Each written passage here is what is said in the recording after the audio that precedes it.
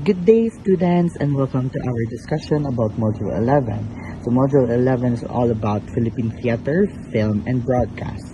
In this module, or in this virtual discussion, we're going to tackle three topics. The first topic is identifying what are those seven types of Philippine theater. The second one is what are those principal types or genres of film. And the last one is what are Philippine television and what is Philippine radio. Now to first start off, let's discuss the first topic, which is Philippine theater. Now Philippine theater, everyone, is shaped by both post-colonial and indigenous roots, and which has evolved from pre-colonial rituals and religious celebrations to modern performances, which nowadays ang ating Philippine theater is extending its means by using media and technology in performing those kinds of theater plays in the Philippines. Now, in the Philippines, there are seven types of theater. The first one there is epic poetry. The next is duplo. The third is moro-moro play. The fourth is cenaculo. The fifth is our traditional folk dances. The sixth is vaudeville, and the last is zarzuela. Now, to start our discussion about the seven types of theater in the Philippines, there is epic poetry. Now, epic poetry in the Philippines back then is performed during festival and often features themes like romance or adventure. Mostly, all of our epic poetry is based on Filipino folk literature. Now, in the Philippines, si epic poetry is the highest point growth when it comes to Filipino folk literature. Mostly, all epic poetries are long narrative poems and often being told stories about heroes, romances, and adventures. Now, in the Philippines, there are four epic stories or epic poetries that have been recorded. The first one there is Biag ni Lamang, of course, from the Ilocos people or the Ilocano people, which the first recorded folk epic. The second one is Darangen, which is a epic of the Maranaos.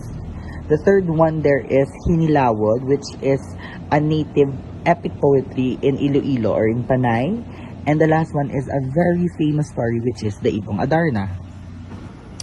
Now, our second type of theater in the Philippines is what we call duplo. Now, duplo is an indigenous poetic debate which has been rooted sa mga courting traditions. Pero si duplo, usually, ang ginagamit sa mga people doing duplo are only proverbs and riddles, which eventually, si duplo was evolved into balagtasan, which is a more formal poetic form. Now, duplo is being performed only by trained women and men, and it happens or it is being performed during the ninth night or the last night of the mourning period of the dead.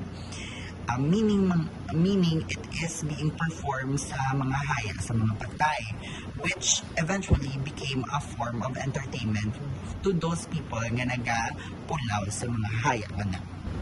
Now, the third theater play is what we call the moro-moro play. Now, moro-moro play was once a popular theater genre in the Philippines, wherein nga ginablend ang secular themes with religious battles. But however, today it is mostly performed by those isolated areas because of the theme of the play. Kay mostly it's a battle play. Now, ang moro-moro play indicates the battle between of the Moros or and the Cristianos. In other terms, it's the battle between of the Muslims and the Christians. Now, moro-moro play is typically a comedya, wherein it is a play which has a secular theme. And mostly in the Philippines, it was introduced by the Spanish priests. Now, the moro-moro play is mostly performed in village fiestas or in town fiestas as a form of entertainment. Now, the fourth play is what we call the cenaculo. Mostly, the cenaculo is being performed by only Christian or Catholic communities, where it is an reenactment of Christ's passion and death, or sometimes called as life and the cycle of life and death of Jesus Christ. It is mostly called also as Passion in Muerte or Passion Play, and it is performed during Lent season or in our term, Semana Santa. Now, the next topic is all about traditional folk dance.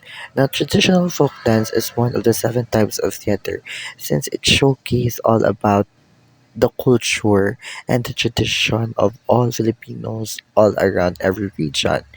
In folk dance, we portray the daily lifestyle and all of the cultures that are being practiced by every Filipino in all regions. Now, the next one is vaudeville. Now, si vaudeville came from the word vaudeville, was originated in America. However, si vaudeville as a theater play was a form of entertainment used during the Japanese colonization period. Now, the characteristic or the nature of the theater play is circus by form because it uses comedy skits, magical acts, musical, and acrobatics in order to entertain people. The very good example when it comes to vaudeville theater play are variety shows because it's more on the entertaining part rather than showcasing what is really the performance of the actors or the characters that are portraying in the stage. Now, the last theater play for the seven types of theater in the Philippines is the Zarzuela. Now, the Zarzuela is a three-act melodrama which blends spoken and sung language influenced by Spanish colonialism. Now, melodrama means love or very strong emotional appeal from the audiences. Now, si Zarzuela is a combination of songs and dances which the actors and the actresses alternates dialogue and musics of songs. And sometimes, mostly, the theme is more on the nationalistic content. Now this time, let's go to the principal types or genres of film. Now there are 10 principal types or genres when it comes to films. The first one there is action pictures, then historical films, documentary films, comedy, horror, drama, mystery, romance, fantasy, and thriller. Now let's first discuss what are action pictures. Now action pictures are movies which deals with adventures or detectives, while historical films are different from documentary films because the historical films are movies that depict present realities based on historical events, which provides our precise account of what really happened, while the documentary films are a crucial genre which provides audiences the true and accurate portrayals of real life situations and people offering significant educational values. The next type of film is what we call comedy films. Now, comedy films is considered as a special type of film because it in comedy films, yun ang purpose yun lang ganyan is to entertain people who are watching. So that's why most of the films under comedy is being created in order to make other people laugh. The next one is horror films. Now, horror film centers its theme in frightening themes like ghosts, monsters, and evil spirits.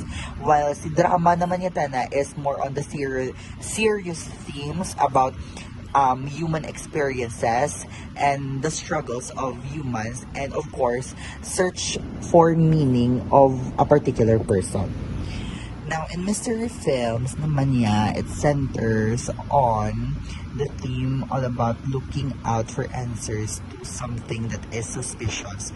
Mostly in mystery films, it's more on seeking answers to a particular problem nga natabo within the environment. While kay romance naman yata na is all about love and all about affection to another person. Amo naman yata na ang center sa amo na yung film.